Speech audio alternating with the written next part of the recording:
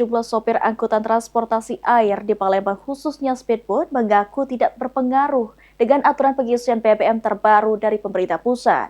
Sejauh ini aktivitas angkutan transportasi air masih berjalan normal.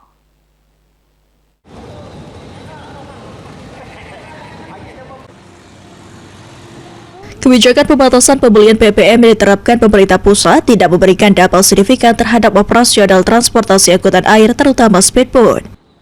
Raymond, salah satu sopir speedboat, mengatakan pembatasan pembelian BBM yang diterapkan pemerintah pusat belum berdampak terhadap transportasi angkutan air. Sejauh ini, layanan transportasi air bagi masyarakat masih berjalan lancar tanpa adanya gangguan berarti. Untuk berpengaruh sih belum ada. Ya untuk apa? Kak biasa-biasa itulah. Memang belum ada pengaruh sama ya? Belum ada.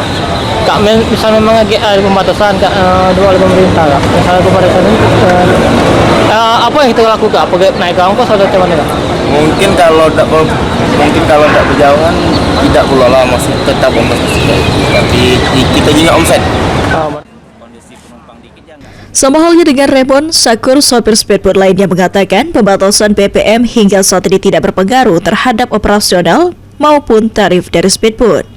Namun yang dikhawatirkan para pelaku usaha perairan ini justru kenaikan harga BBM lantaran dapat mempengaruhi biaya operasional yang mencapai 140 liter setiap perjalanan pulang pergi Palembang Mekarti Jaya.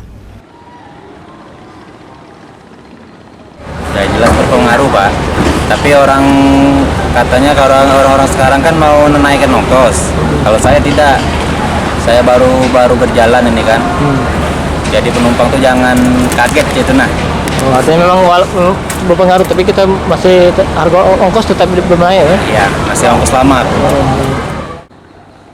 Meski demikian, para operator tetap berharap adanya kemudahan akses BBM agar operasional dapat terus berjalan optimal, terutama untuk mendukung mobilitas masyarakat di wilayah perairan. Ilham Wahyudi, PAL TV.